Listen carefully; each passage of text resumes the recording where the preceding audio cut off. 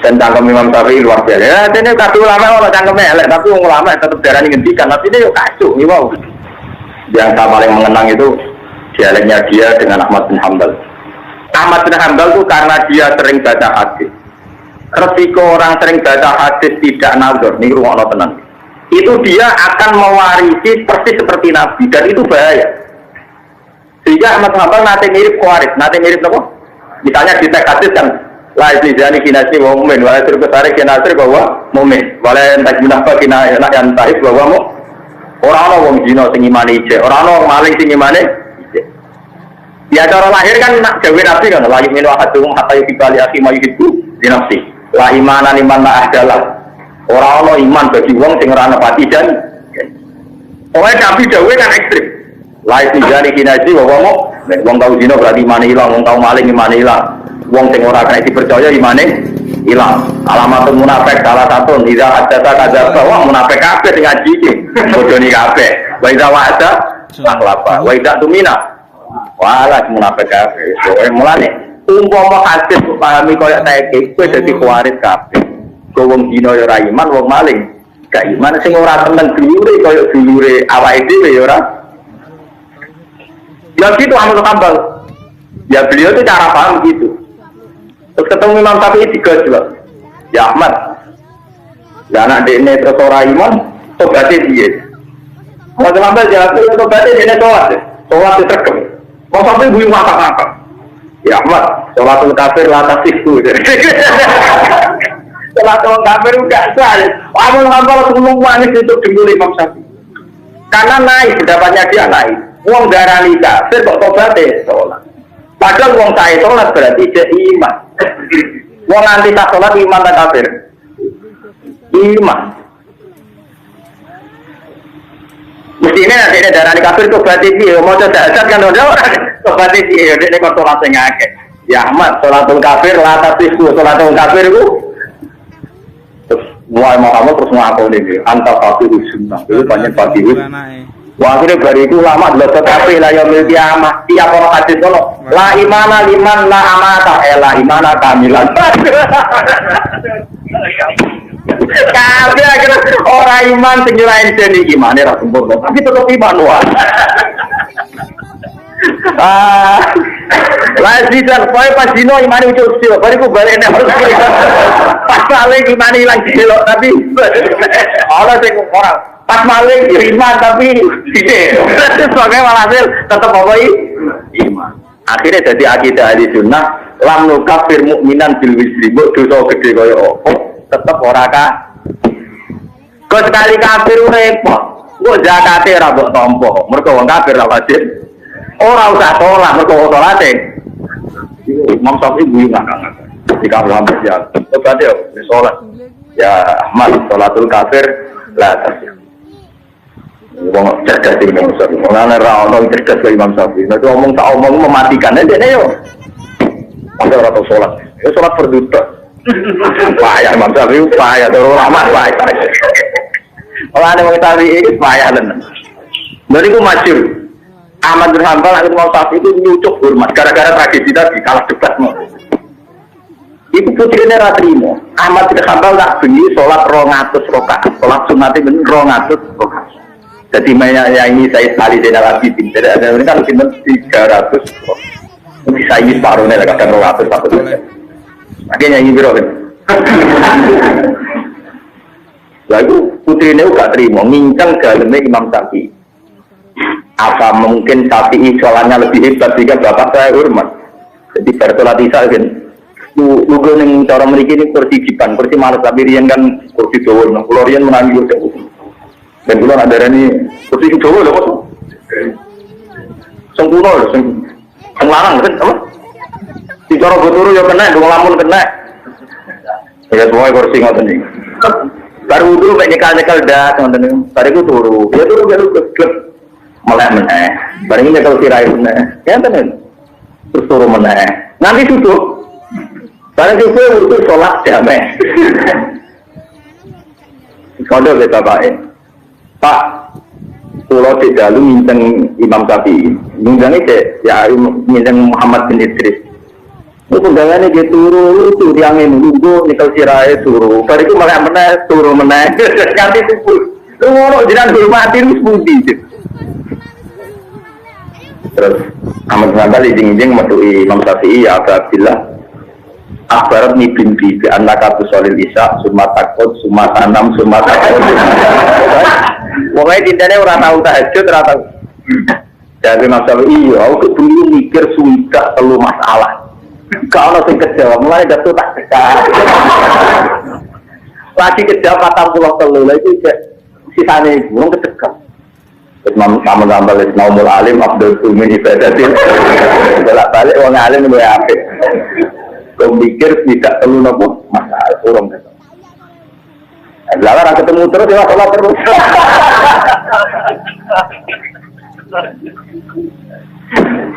Tapi tenan iki kalau didokan satu contoh pentingnya melek. Kalau kan sering melek, kalau di jarang sholat sunat. Kabeh ulama riyen dawuh sebagian darani ku hadis. Tapak guru saatin afdhalu min ibadati sitina wa sana. Mikir saja, niku luwih apik ibadah bisa. Sekarang zaman tak gede ini kisah nyata. Kulo nak termasuk wong alim. Saya percaya ke Imam Syafi'i dalam fatwa fikih. Saya percaya Abdul Qasim Al-Junaidi dalam fatwa tasawuf. Saya percaya Imam Ghazali dalam fatwa hujjah. Kulo nak wong alim, geser apal Quran. Iku boten nate seneng pangeran tenanan, koyok senengku nak pas maca tek-teke Abdul Qasim Al-Junaidi. Mergo ngomongnya dipikir, dia salate biasa. Ibadah para wali rumah tamu terus muni astagfirullah. Terus mboten dia ngomong-ngomongan biasa. Jadi kalau ngremeng terus ngene. Ini saya jazakan jenengan dan tambah seneng ya. Wong nak Abdul Qasim Al-Junaidi ra ibadahnya tenang, dalu. Ya Allah, saya mencintai jenengan ini wajar karena saya butuh jenengan. Rezeki dari jenengan apa-apa dari. Yang enggak wajar itu jenengan mencintai saya. Kan jenengan enggak butuh saya. Wong gak iso gak seneng pangeran lewat logika itu. Saya ingin nih. Aku gak wong sing ra kenal sama sekali dan saya tidak butuh orang itu. Tak kei duit 1 juta, aneh tau? Aneh. Dan ngekei pembantu kan butuh, ngekei santri ya butuh. Kan di santri akeh ya gak yang. Di santri kan jodoh yang bodoh ae. Ngekei wong sing kowe ra butuh hebat to. Allah tak butuh blas. Dadi umpama sak urip-urip roken mesti dikai pangeran sego tak kirim, tetep pangeran sapi. Wong ra butuh kok ngekei. Pembimu kae. Jadi umpama bahas dikai rezeki sak urip-urip, rezeki pisan kok sapian pangeran. Wong ra butuh kok. Podo ke dikai ilmu sak uprit ngene iku wis pake yang mau ora butuh. Blas kok. Aku nak itu kok wong seneng pangeran dengan logika itu. Ya Allah, nak kula mencintai jenengan wajar. Wong kula butuh jenengan. Tapi kalau jenengan mencintai saya itu tidak wajar karena jenengan tidak butuh saya. Loh, sampai nak pakai logika itu dikasih berapapun oleh Allah kamu pasti terima kasih karena kamu nggak berani nuntut kan. Contoh lagi tengarang hikam. Tengarang hikam nak ngelem pangeran ya, nak ngelem ikhlas. Kaifatat lubul ajromi man wa muhdihi ilaika. Misalnya Ruken tak kecik 1 miliar. Ken, tak kecik 1 miliar dagang no. Barang didatang Ruken 2 hati jadi 10 miliar. Barang dagangannya sukses, Ruken itu edan ngomong ini. Terus aku kayak hadiah 2 miliar karena uang 1 miliar yang jenengan kasihkan saya tak bisnis no jadi 10. Uang sukses, mulanya kayak hadiah 2 miliar. Edan tawar. Bukan fair, edan tawar. Edan kan? Motor nuntut hadiah ambek wong sing ngekeki itu. Saiki ngene tak bedheki. Barang ngalim mulang, ilmune kok sapa? Pangeran. Saiki ono wong sugih sedekah duwe sapa? Pangeran. Burine pangeran. Ngono wis dicekel e. Barang aku wis ngalim sugih sedekah mulang pangeran tak tuntut Gusti. Wong mulang santri kula pakake hadiah edan tawaran. Edan. Mari dari hikam nak gawe kaifatat lubul ajra mimman huwa muhdihi ilaika utak kembuka kok endi wong pangeran wis paringi kuwe malah kok tuntut kowe saiki salat ku hidayah kok ndi pangeran kan kowe kelar poso hidayah kok ndi barang wis hidayah kok pangeran Gusti wis poso lho kaya dia lho kudu karo mungkin kok sak mergawe kate lho kaya bonus wong kok iso duwe logika ikhlas cek gampang cara nerangkan supaya orang apa? Bagaimana Anda menuntut zat sing ngekeki kuwe? Kita akan sepakat bisa sholat, kersane Allah. Iso hafal Quran hidayate Allah. Kowe iso haji duwike pangeran. Kowe iso sedekah duwike pangeran. Barang kok lakoni kabeh piye nuntut wong sing ngekek. Kowe kok enggak balik karo kae mikir wong iso mikir terus wong yo nampa. Paham ya? Yo kan nuntut pangeran nak ngene, pangeran itu di ora duwe apa-apa tuh kayak itu jadi pangeran, lah iku pangeran wajib dituntut. Pangeran ono kuwi tetep pangeran. Mulane dari Imam Syafi'i, dolanan dakon mbek sekaku oleh, perkarane ben ngelingno nak donya dolanan. Angger dicekel kok jare wae. Padha kaya kowe nu butuh duwe negara jare waeku. Pangeran iki tuku iki ora kelakuan iki ora gawe kok. Mulane pangeran kok kuwi sobi kabeh. Wajib kabeh. Lah iku baru kayak mikir dadi Abdul Qasim Al-Junaidi nganti populer tak wiridan. Gusti saya mencintai kau itu wajar. Ya kalau gue seneng cah ayu kan wajar. Memang cah itu ayu menarik. Tapi cah itu seneng kue, itu aneh. Oleh ada cawai lah untuk cah ayu. Kancane drengki. Oleh ngandani gini. Bujumu periksa. Tapi cah itu itu kok tangis drengki. Bujumu periksa. Tapi dan mau berkuat belum ya. Perkataan kali muang kali kok. Udah lek ngono kok tadi. Jadi bojomu apa? Tapi kan bojomu mau berkuat kok. Dari pemeriksaan. Paham ya, tetap. Kalau nganti saat ini boten bisa memungkiri. Wong kula sing wis ngalim mawon tertolong sekali oleh pemikiran atau oleh dawuh, oleh fatwa, oleh nasihat sing didhawuhna para wali. Karena cara mencintai Tuhan itu luar biasa. Setelah Anda mensifati Tuhan gak butuh sampeyan, kok umpama sak urip-urip 20 tahun kowe dikei rezeki mok sak piring. Iku wis akeh, ora kenal kok. Contoh gampang ya, Anda ke Jakarta. Umurnya mesti 3 tahun, wis 3 tahun mati ke Jakarta. Karena di Jakarta ketemu wong ning dalan, nyuwun sewu, daleme ruhin pundi. Terus didudono diterno. Kira-kira jaraknya mau 1 kilo. Oleh maturun agak berber. Karena orang itu tidak butuh kamu, tapi nulung kowe ngetero ke alamat. Setelah itu uangku hilang, oleh matur aku kenang terus. Karena orang itu tidak butuhan, tapi nulung gue. Dari pengir, kulit cilik matur ke nganti tua, nganti meh mati. Ije jolo suarku untuk ben selawase. Tuh perhatian ini. Jadi aku wali-wali, mulai nyifati pangeran keluar. Jadi kalau dari jasmen, nyifati pangeran jasmen. Iya, orang seneng pangeran. Masalah berkata surat terus dia bawa ternyata. Ya arang-arang ya, cuma nak mikir aja. Kalau dia jauh malah parah. Usulnya masih itu. Gusti guys warga bareng mau pukul bunga mawon jadi malah parah mendai. Kamu mau bareng kalau patenak nih mawon. Wong jenengan ra dhewe warga rokok kula temen jenengan malah gak. Malah parah mener biasa ya. Beda kula ge bener hikam iki sedengan.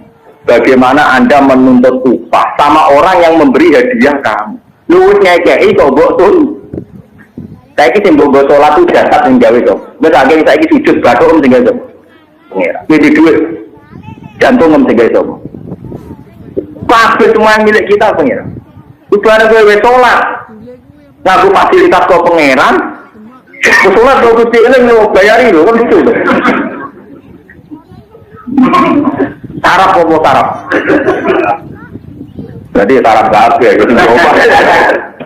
Saya itu baru kayak wali. Jadi wali nak ngelem pangeran Masya Allah. Luar biasa. Perang Badar niku Nabi diikuti 313 sahabat. Ini bener 313 sahabat. Sing tiyang kafir niku 1000. Berarti genten-genten di 1 banding 3 karena kalau anggap aja 300 kan kalau 1000 kan 3 kali dipatahnya yang nopo kafir. Terus sahabat muhajirin nampung sekitar 60. Nampung genten 60. Selain itu sahabat ansor, dari sahabat ansor sekitar 240 sekian, gitu 240 ya, karena muhajirin hanya gitu 60. Ini ruang ya. Mulane iman itu ramong itikaf ning masjid ning mboten ya. Samane itikaf terus ngantuk malah ra jelas. Tapi lumayan gelem ora-ora. Gelem ora apa? masjid. Kalau nak cerita, terus kalau ini pas oleh bapak dia mau perang Badar, terus kalau saat ini dia mau tentang perang Badar lewat hadis sahih. Di kitab yang terkenal tentang ini sirah ini kali, ini sirahnya Ibnu Ishaq. Di orang-orang kitab sirah kecuali induk tentang Ibnu Ishaq. Kalau nggak ada kitab jenis sirah Ibnu Ishaq. Kemudian ada kitab-kitab kecil ada sekolah Nurul Yakin yang diajarkan di madrasah-madrasah itu ada jilid 1, jilid 2. Ini dikarang kalian tiang namanya Umar bin Jabbar, ini Umar bin Jabbar Al-Khayyat. Itu yang Kebumen, tapi bukan ngapak-ngapak, bukan Kebumen ngapak-ngapak. Itu tiang alim, menteri pendidikan Arab Saudi. Menteri pendidikan Arab Saudi, tiang alim alama, ini koncone buyut-buyutnya guru kulo, tapi buyut-buyut kulo Mekah itu menang pemerintahan Wahabi, terus ngomong sing rondok-rondok Sunni tenanan itu kok usir, termasuk Umar bin Jabbar. Akhirnya melarikan diri dari Indonesia. Uripnya tentang Kebumen, jadi Kebumen itu nanti tidak ini yang alim sinten Umar. Nah, termasuk barengan ini Pak Budi, Bapak Mbah Abdul Qadir Budi Kudus. Nah, ini Bapak Rian dari Melayu pas temudi bareng sinten Umar bin Jabbar. Abdul Qadir Kudus itu masuk pada Quran yang saat ini ada putra Gus Abdul, Gus Basit, ada Gus Abdul.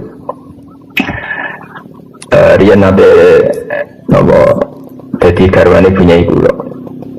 Terus Furqah, terus garwane Angsal Bahmun, Abdul Qadir urip malih teng Kudus. Terus Indonesia niku mulai riyen barokah, wong alim-alim sing keplayu niku mulai Indonesia. Terus aku langsung roh niku apa dipakani klanteng niku piye ning Kebumen niku mesine ya ora doyan.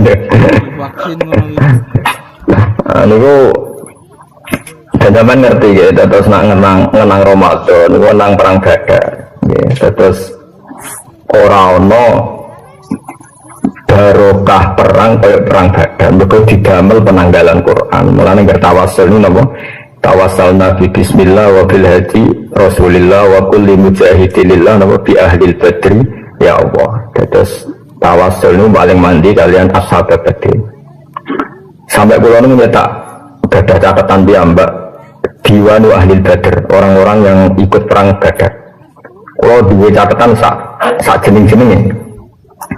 Termasuk Sa'alim Imam Bukhari ini ada satu bab yang di situ beliau menyebut nama-nama orang yang terlibat perang Badar. Nanti sekilas saya bacakan. Saking beliau tabarruk dengan orang-orang yang terlibat atau yang ikut dalam perang Badar. Baru agak nunggu anaknya. Kalau terang ya. Terus mungkin kembali ke ulumul Quran ini awas nak salah. Ulumul Quran yang dikatakan Quran itu kalamullah al-qadim. Ya, ini sing bedakno kita be Mu'tazilah. Kalame Allah Taala niku qadim. Qadim itu maknane ora ana awale, berarti sekurane kuno. Nah, kalame Allah cara ahli sunnah wal jamaah niku madlule ilmu. Awas mesti nak keliru kuaret ya. Kalame Allah itu madlule ilmu. Ilmu maknane roh itu pirsa. Jadi misalnya aku muni ngene.